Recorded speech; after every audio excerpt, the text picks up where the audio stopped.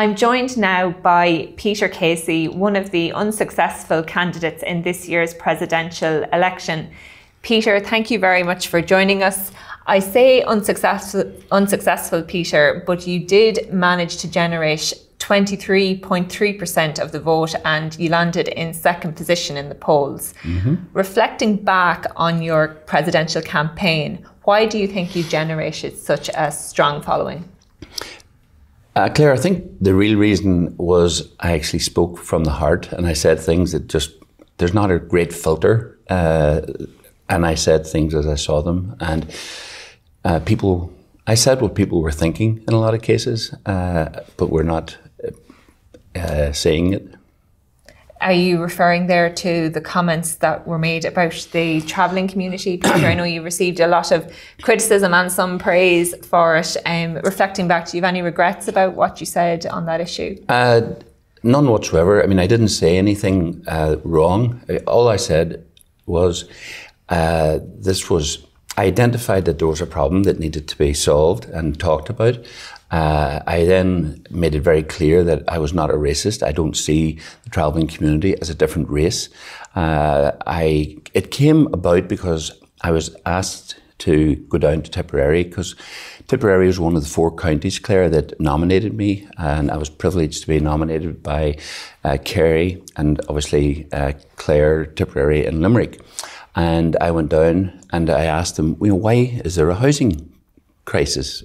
And because there's 3,500 vacant homes around Ireland. So I said, why is this? And they said, well, people are turning down homes. They've been given an opportunity to turn it down up to 3 times.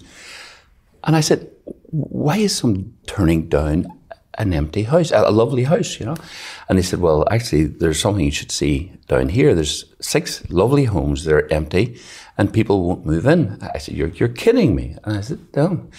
And they told me that there was 6 houses that had been built for a travelling community and they were sitting there empty. They cost 1.7 million to build.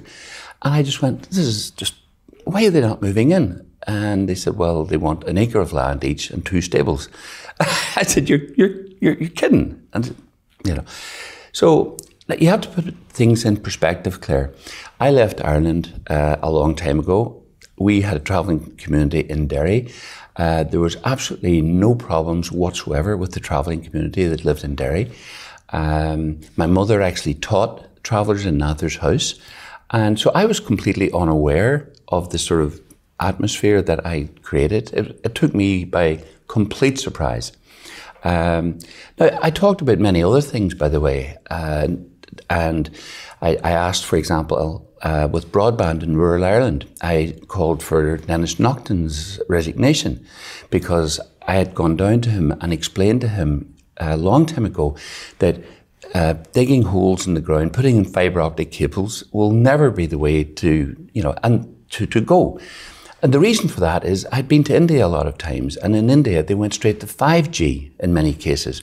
So the Minister Naughton had completely misrepresented the whole communication problem. And so people were led to believe that they needed 150 megabyte.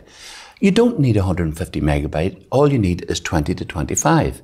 And at a certain point, 4G will give you exactly what you need, but more importantly, you'll be able to get 4 bars on your cell phone. You know how frustrating it is when you're driving around and you're down to 1 bar and you lose the phone call? If everybody had gone to 4G instead of going this nonsense, we've spent $1.5 billion putting fibre optic cables in the ground.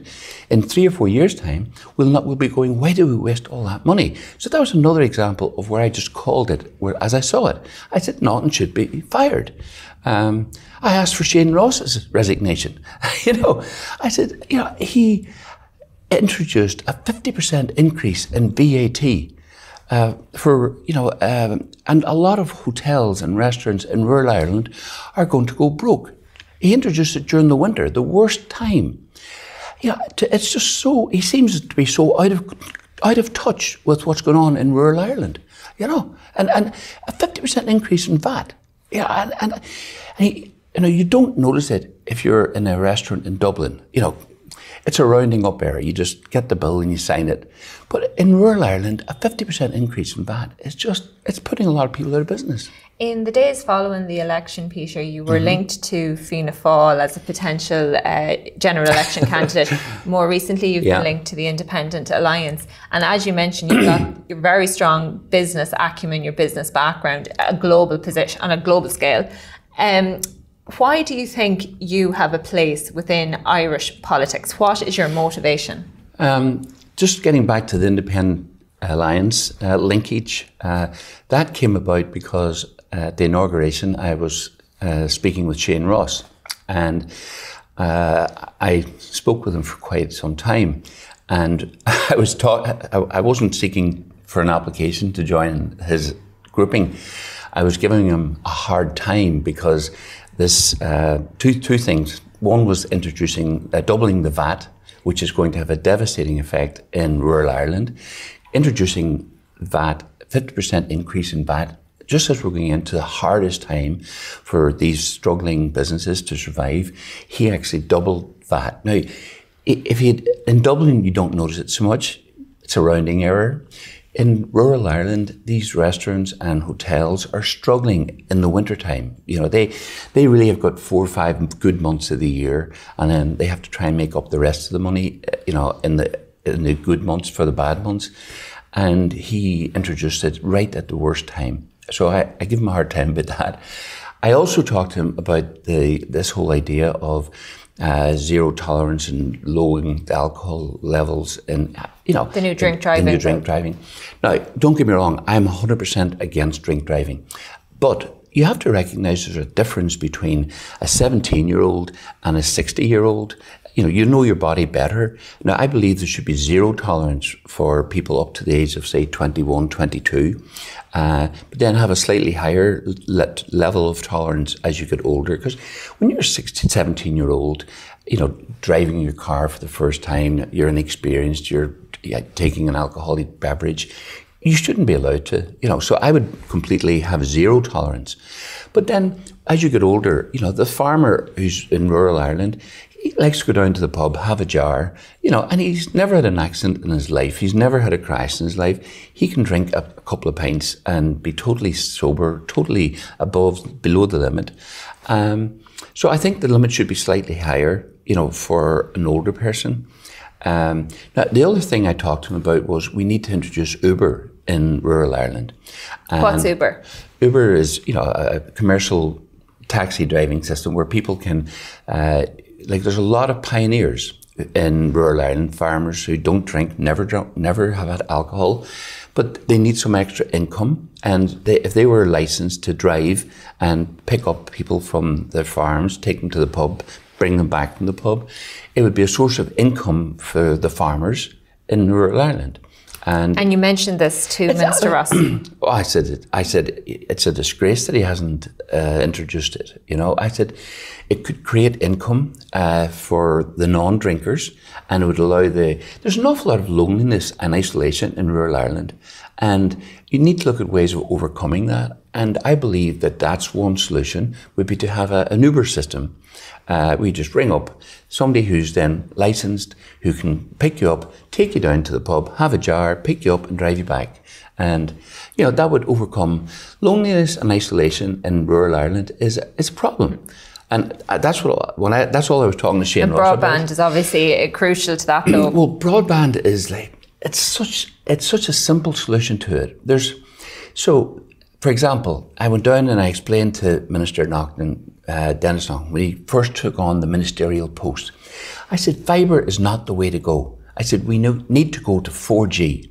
4G will allow you to get up to 25 meg, and that's all you need to do streaming that's all you need to run your small business. Basically, the people have been lied to. They've been made to think that you need 150 meg. You know, you don't. Now, 150 meg would be nice, but you don't need it to stream. You don't need it to run your business. But more importantly, if you'd gone down the 4G route on your cell phone, you would be able to get 4 or 5 bars all the time. And that's what's needed in rural Ireland. The telephone and communications, at a certain level, they interact with each other, and you don't need to put fibre optic cables. It's just, in 4 or 5 years' time, Claire, we'll be wondering, why did we spend all that money putting in fibre optic cables that we're not using? So, Peter, are you interested in joining the Independent Alliance or Fianna Fáil? I haven't made Fianna Fáil have made it clear that there's no room in the party. Apparently, they're not accepting nominations or applications at the moment. So, and the Independent Alliance? It's early days, Claire. We'll make a decision on that one. And would you be open to it? I'm definitely going to stand for election, and it'll definitely be in rural Ireland. So rural Ireland is the main issue that you would like to, one of the main issues that you would like to campaign on. So currently, as it stands, do you have confidence in the government to look after rural areas, to sustain rural areas? Because obviously there are huge challenges coming down the track in terms of climate change, Brexit, the reform of the Common Agricultural Policy. These are major issues affecting rural communities. I think it's safe to say, Claire, I have zero confidence in the current government, and I think that what we have at the moment is a spineless government. We have a government that's held together by sellotape. I've absolutely no idea why Micheál Martin, who is a good person, why he has entered into this confidence and supply nonsense. All it is doing is supplying confidence to Fine Gael. It is to me just bizarre that it's been allowed to go on for so long. The result of that is you've got weak government, you've got minorities that are getting much more influence and power than they deserve. They're able to get through bits of legislation that never should have been passed and approved, and a good example is this ethnic minority, which basically discriminates in favour of one particular community. And what you need is inclusion, not exclusion. They're basically saying this part of the community is different to this part of the community, and they're not. We're all the same. There are so many wonderful ethnic groups in Ireland, and we shouldn't just pick on one and say this one's different to that one. Peter, what's your position on climate change? And do you think certain sectors are being unfairly targeted in trying to get down our carbon footprint? Well, there's absolutely no doubt about it that there is definite climate change, and I think for anyone to deny it is, this is just nonsense. My house is right on the water's edge, and in the last literally 10 years, I've seen the levels go up. We've got dolphins, which are beautiful. I love dolphins. There were never dolphins going up and down Lough Foyle before. I've got seals on the rocks outside my house. Now, we used to have the odd seal every now and then, but there's actually, there's farms of them out there, which is great, but there's something definitely going on with the climate. This year, for example, I think we probably had the wettest winter, probably for the longest time. And then we had one of the longest droughts. It's just brutal for the farmers. We'll have to leave it there, Peter. Thanks for joining us.